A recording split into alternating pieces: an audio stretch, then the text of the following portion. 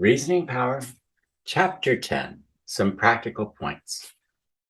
We desire now to call your attention to several common sense, practical, general points, which should prove useful and helpful to you in the task of making up your mind concerning the various subjects and questions toward which you have directed your reasoning powers and logical thought. Some of these have been expressly stated or else implied in some part of the foregoing instruction. Others arise from the experience of men in applying the principles which have been presented to you in these pages. In either case, the present reference is intended to be merely suggestive, not a detailed exposition. Point 1. All logical argument, reasoning, or proof must begin with something necessarily taken for granted, admitted or accepted as self-evident and axiomatic, or else assumed for the sake of the argument and accepted tentatively in order to permit the argument, discussion, or reasoning to begin. Without such a starting point, there can be no reasoning, argument, or discussion on any subject whatsoever. An effort to find the ultimate and fundamental proof, fact, or truth in any case will be endless. For the chain must be endless so far as we are concerned, inasmuch as there is a limit to our respective lives, while there is apparently no limit to such backward tracing of conclusions to their premises, these to preceding conclusions and their premises, and so on and on and on ad infinitum. If we are to begin at all, we must begin somewhere, and that position of somewhere always is occupied by a something or somewhat, which must be accepted, admitted, or assumed as a basis and which must be taken for granted, at least tentatively. This something or somewhat is usually known as the first principle of the argument, discussion, or reasoning. Point 2. There can be no logical argument or discussion between persons who do not accept the same first principles, at least tentatively. Neither can there be logical reasoning on the part of the individual who does not accept some first principle, at least tentatively, in order to think intelligently on any subject whatsoever. A realization of the fact would prevent much futile argument and discussion, and much purposeless and inconclusive reasoning. Point 3. The goodness or badness of a condition, action, or belief may be determined only by first agreeing upon its associated object, purpose, end, or effect.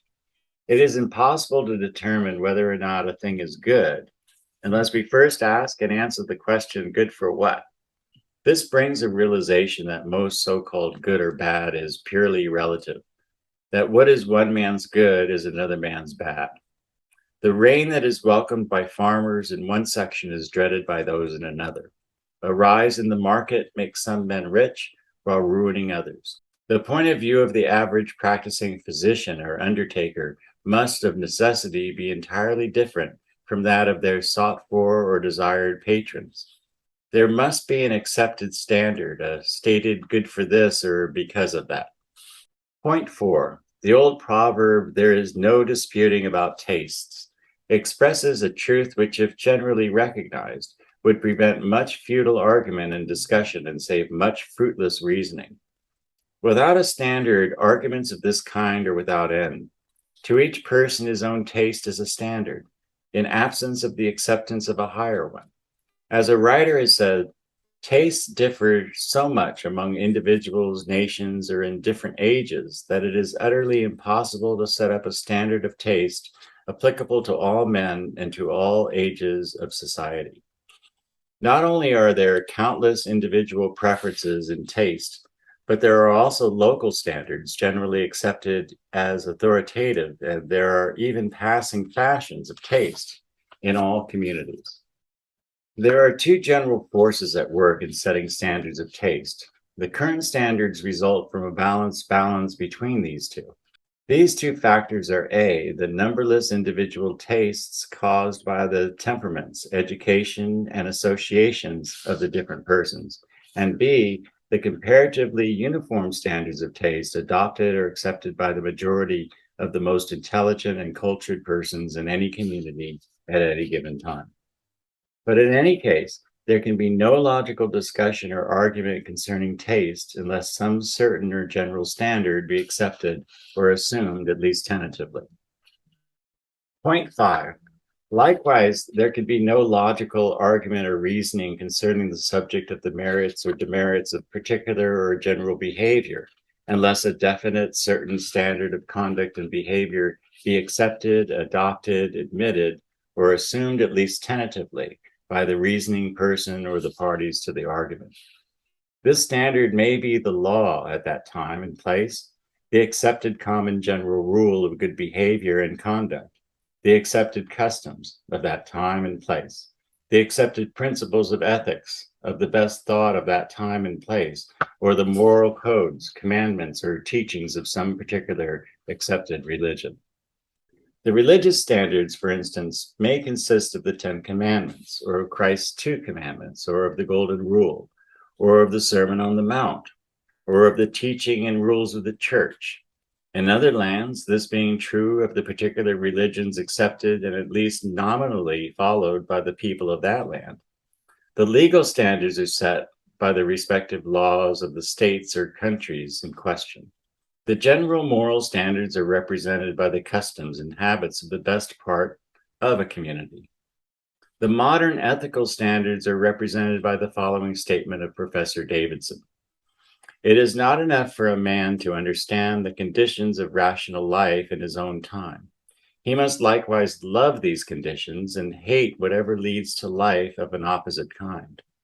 This is only another way of saying that he must love the good and hate the evil, for the good is simply what conduces to rational and moral life, and the evil simply what leads away from it. But whatever may be the standard adopted, accepted, or assumed, there must be some such standard, else all argument, discussion, or reasoning on the subject must be futile, meaningless, and endless. Point 6.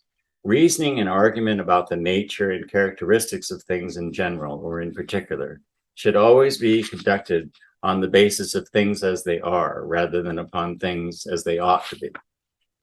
The ought to be question is quite proper in its place, but its place is some other place. It has no place in the thought concerning the nature, characteristics, and present state or conditions of the thing or things in question. A failure to observe this precautionary measure is the cause of much futile and endless discussion and of much muddled thinking. Nature, life, society, and things in general must first be known as they are, before any improvement or progress is possible.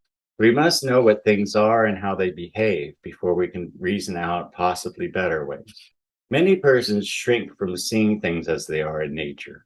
They are afraid to look facts in the face. They are afraid of the naked truth, evidently considering it unnice, if not indeed actually indecent. Your premises should be all A is B, or this A is a B, if such be the case, rather than all A should be C, or this A should be a C. That is, if you are arguing or reasoning about the nature of or the truth concerning the thing in question, or of the present facts of the case.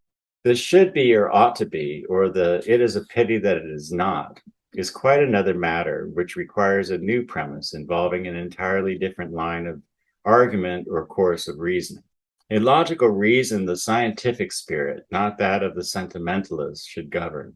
This is not asking too much of you. If omniscience sees and knows everything, then it must see and know things as they are.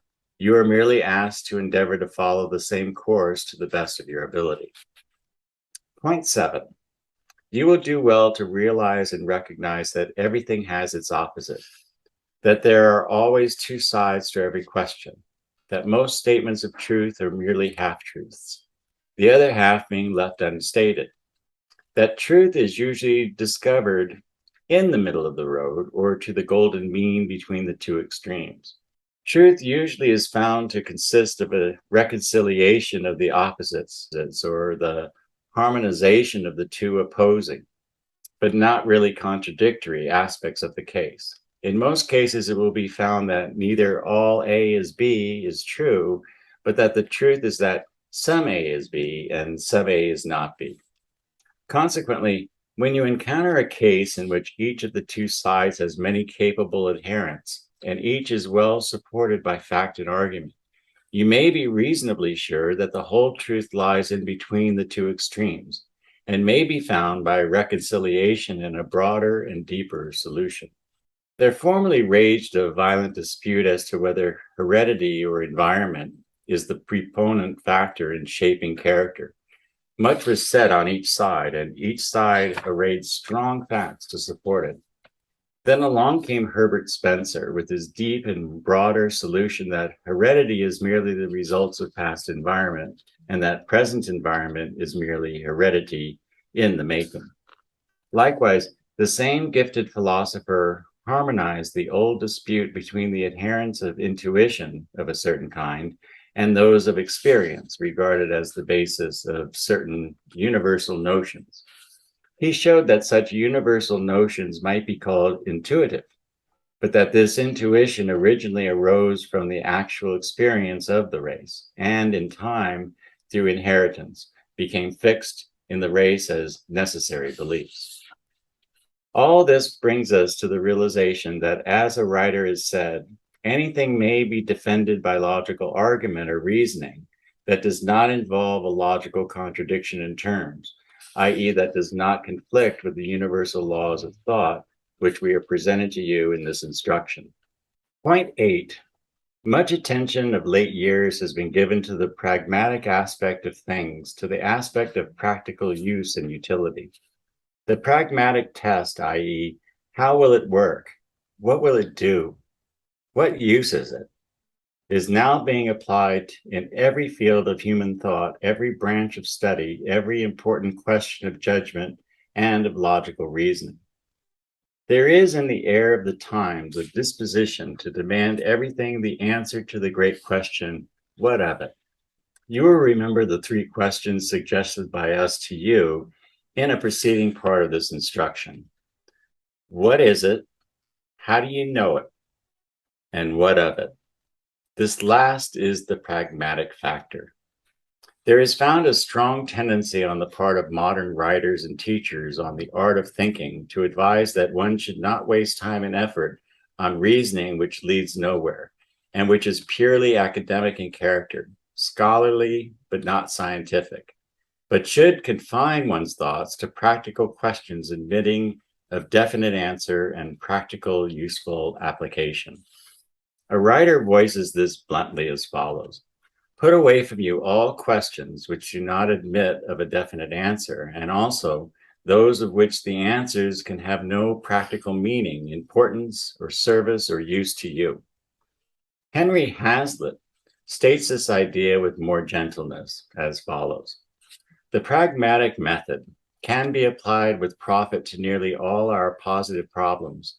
Before starting to solve a question, while deciding, for instance, on the validity of some nice distinctions in logic, we should ask ourselves, what practical difference will it make if I hold one opinion or the other? How will my belief influence my action, using the word action in its broadest sense? This may often lead our line of inquiry into more fruitful channels, keep us from making fine but needless distinctions, help us to word our questions more relevantly, and lead us to make the distinctions where we really need them. Point 9. We have at different points in this instruction pointed out to you the fact that the best reasoning, the truest reasoning, is purposive reasoning. In fact, it is not too much to say that there is no real or true reasoning that is not reasoning with and for a purpose. That purpose is the discovery of truth, the answer to a particular or general question. The clearer that purpose, the more clearly understood that question, then the truer, clearer, more definite, and more effective will be the reasoning process. As Hazlitt says, we cannot think on general principles. To try this is like attempting to chew laughing gas. To think at all requires a purpose, no matter how vague. The best thinking, moreover, requires a definite purpose. And the more definite this purpose, the more definite will be our thinking. Therefore, in taking up any special line of thought, we must find just what our end and purpose is, and thus get clearly in mind what our problems are. Our first step is to get our problem or problems in mind and to state them as definitely as possible. A problem properly stated is a problem partly solved. Are problems necessitating our reasoning or questions? Questions demanding an answer.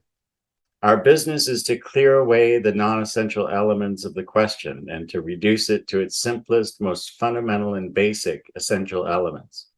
You should ask yourself, just what is the nature of this question and just what must be the nature of the answer when found? The analysis required for this reduction of the question to its simplest essential elements and for the perception of the necessary general character of the sought-for answer will in itself set you well on your way in your process of reasoning out that answer. Sometimes the careful examination of the opposite side will clear away much obstructing material. The analysis of the elements of the thing sought to be avoided, or of the elements of your ignorance, will often point directly and unerringly to the solution. Hegel was quite right in his doctrine that a thing can be fully known only by also fully knowing its opposite. In beginning your reasoning, carry in mind the homely aphorism of the old hunter, i.e., when you start out to hunt anything, be sure you know just what you're hunting, or else you mightn't recognize it when you run across it. Point 10. The best thinkers have found an important working principle to consist of the breaking up method, i.e., the method of dividing or breaking up the subject of thought into convenient classes, divisions, or parts, each of these being handled in turn by the mind. Logical division and analysis should be followed in the breaking up in order that the best results may be obtained. The rule of the breaking up should be logical order, definiteness, and utility. Jeremy Bentham, though not the originator of this method, was one of its most able practitioners. It has been claimed that the secret of his strength and originality of thought lay in this method. John Stuart Mill, in one of his essays, directed attention to Bentham's use of this method, of which he said, "It may be shortly described as the method of detail, of treating wholes by separating them into their parts, abstractions by resolving them into things, classes and generalities by distinguishing them into the individuals of which they are made up, and breaking every question into pieces before attempting to solve it." Hazlitt says, "The systematic thinker is careful of the manner in which he marshals his difficulties. He knows that certain problems should properly be considered before certain others, and he saves himself labor and sometimes error by considering them in that order. Knowledge furnishes problems, and the discovery of problems itself constitutes an intellectual advance. Whenever you are thrashing out a subject, write down every problem, difficulty, and objection that occurs to you. When you get what you consider a satisfactory solution, see whether or not it answers all of them. Concluding advice. You are advised to observe the following general rules in your reasoning, arguments, and discussions. Most of these points have been referred to or else stated in the foregoing instruction. 1. Define and understand your principal terms and demand the same of your opponent. 2. Be certain of the premises employed. Beware of begging the question and of allowing your opponent to do so. 3. Proceed logically, observing the laws of thought rationally interpreted, and insist upon your opponent doing the same. 4. Avoid prejudice and unwarranted preconceived opinion, but respect your own opinions, and do not discard them unless better are obtained. 5.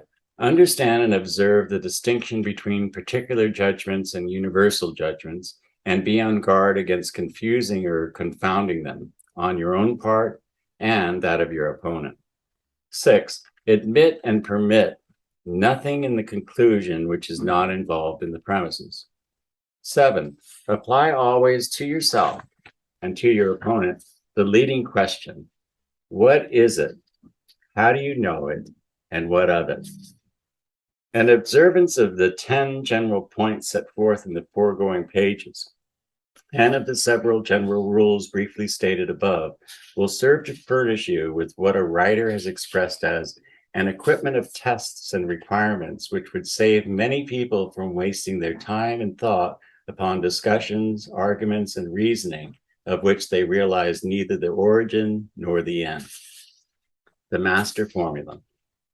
In your task of attaining efficient reasoning power, you will be aided by a study and for observance of the principles of the master formula of attainment, which forms an important element of our instruction.